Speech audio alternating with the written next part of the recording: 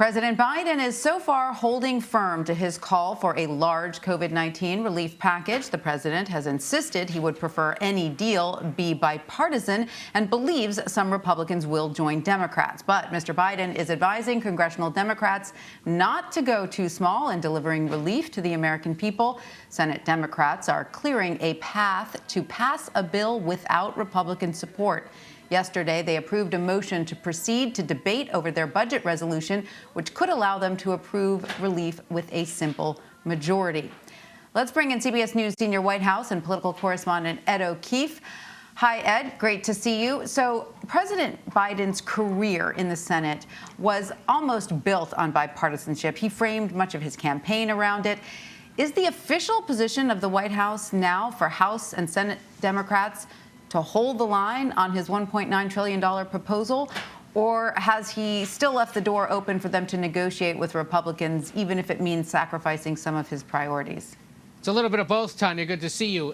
He told congressional Democrats earlier today in a phone call with members of the House to essentially hold the line, but did signal that he's open to perhaps making some changes in exactly who would be eligible to get another $1,400 in direct stimulus relief. And then a little while ago in the Oval Office, I asked him whether it was too risky for Democrats to go it alone without Republican support, and he insisted we'll get some Republicans.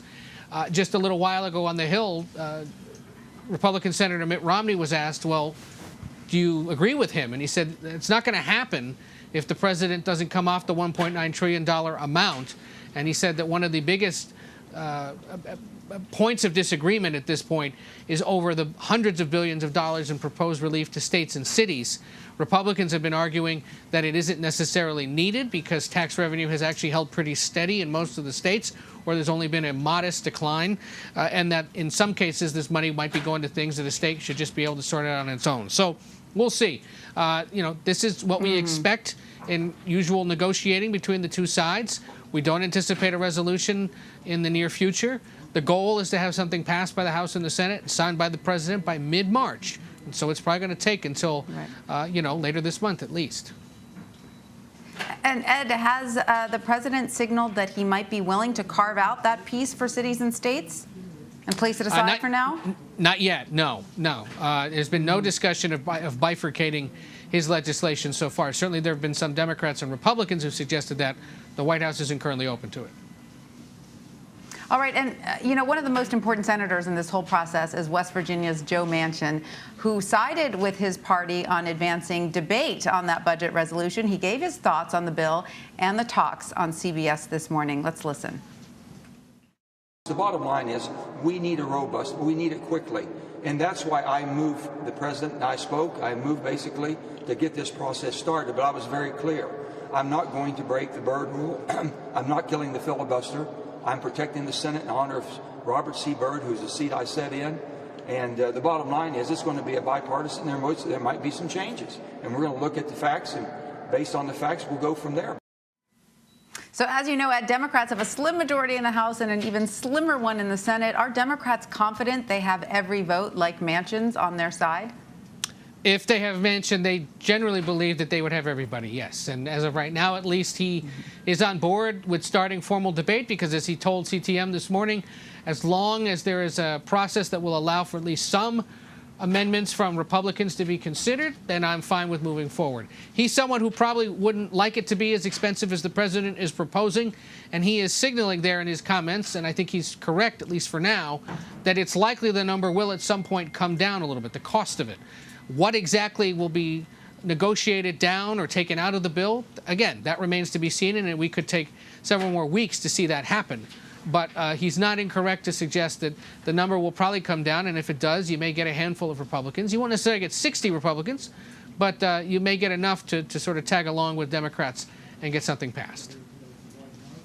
All right, and today, Majority Leader Chuck Schumer and Minority Leader Mitch McConnell came together on a power-sharing deal, given the 50-50 split in the Senate.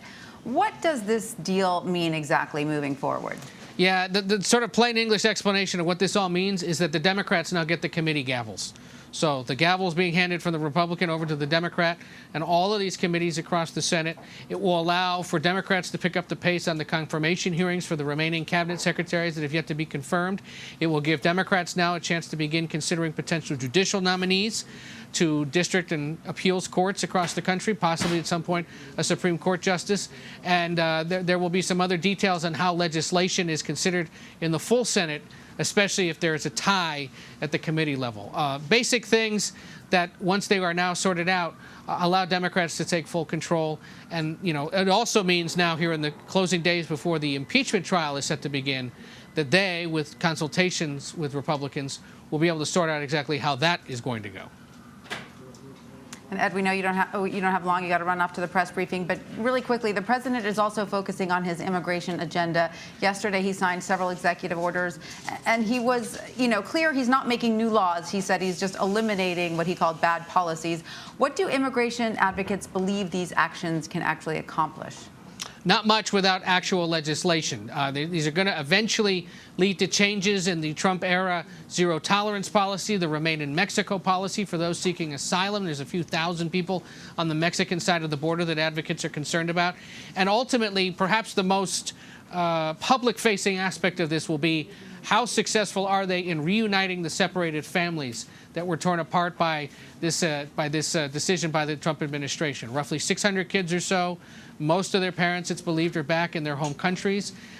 There will be a lot of sorting out to do in that regard, and whether there's any conversation about allowing those parents to come back to this country, or if the child has to go back to the home country, or if some kind of relief can be given to them here in the United States. It is sensitive, politically tricky stuff, but something that the Homeland Security Department is taking the lead on, and that they believe legislation will also ultimately help sort out. But, so many other big issues going on, immigration's going to have to wait a little bit.